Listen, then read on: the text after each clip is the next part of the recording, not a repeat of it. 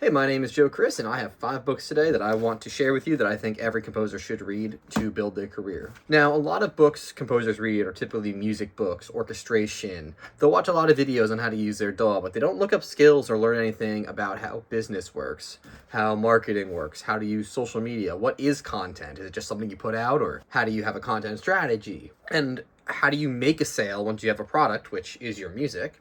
And a lot of skills come down to just reading and understanding and then going out and doing. So I have 5 books here that I want to share with you. If you're interested, I will have an ongoing list on my Patreon of all the books I'm going to recommend. I'm going to make more in-depth videos in the future of each book, as well as more videos on this, so be sure to subscribe. But anyway, the first book I'm going to recommend is the book that I gift most often people, Never Eat Alone. This book by Keith Ferrazzi is probably the best book I've read on networking, how to meet people, what to do. There's some advice in here like how to host a dinner party, why to host a dinner party, what to do if you're going to conferences, how to email people, if like cold email people just for the sake of networking. There's so much in this book, especially for a career that's 99% based on who you know and how you know them, that this is the most essential book, I'd say, for any composer looking to make it in the music industry. Next up, Tom Hopkins, How to Master the Art of Selling.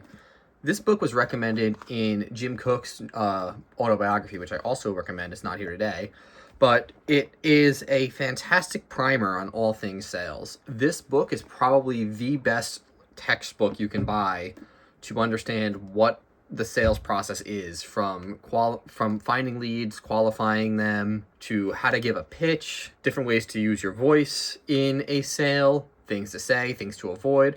And it gets very basic and technical. There's a whole chapter and a whole section on use this word, not this word. If you're talking contracts, don't say contracts, say paperwork. It's more friendly. It's a little old school in that regard, but I think it's very helpful, very valuable, and definitely worth a read. You can see that I've kind of marked up pages after pages in here. There's just so much in this book, and I highly, highly recommend it. If you're interested in business skills as a composer, I do have a free 7-day email course. Link is in the description. This 7-day course is going to take you step by step from how to find leads, what to say to them, and how to follow up. It's going to teach you the entirety of the sales funnel to help you start getting work, but also how to start finding work to get. 7 days, it's free. Check it out, link below.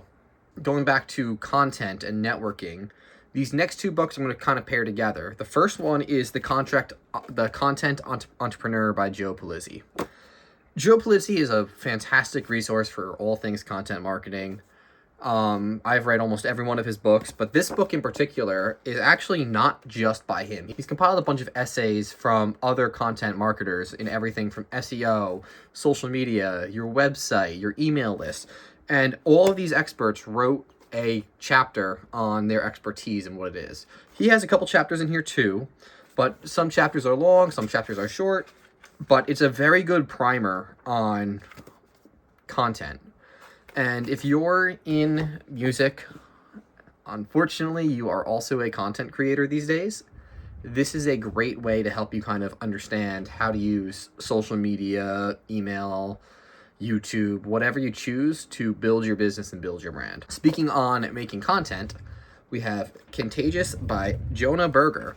This is a quasi-scientific book, I'd say, that breaks down his philosophy of what makes content go viral. In this book, he has a whole system that he calls the STEPS system. In this book, Jonah gives a whole 6-point system that he developed called the STEP system, which is everything from social currency, triggers, emotion, practicality, practical value, and stories.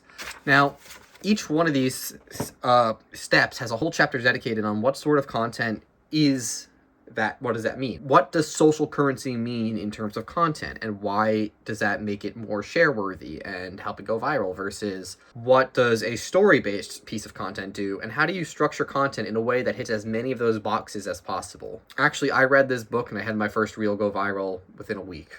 I will say it definitely does make sense. It's a very powerful book. And for the 5th book, we have Stephen King's On Writing.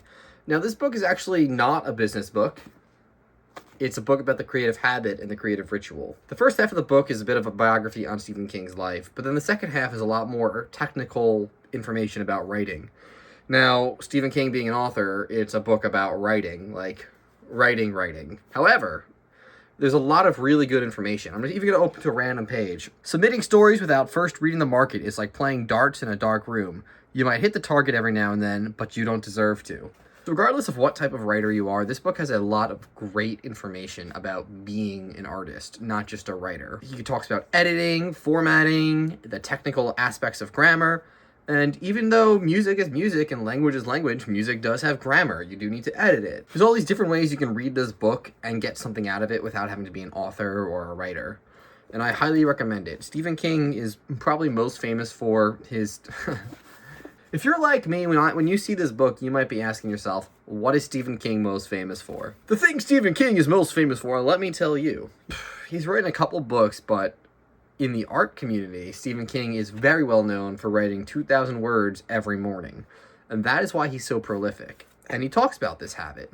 He talks about his issues with substance abuse and how it actually made him a worse writer. And there's just so much in this book. I highly recommend it. But yeah, here are the 5 books. If you have any books you think I should check out, drop them in the comments. I love to read, and I'm excited to find more.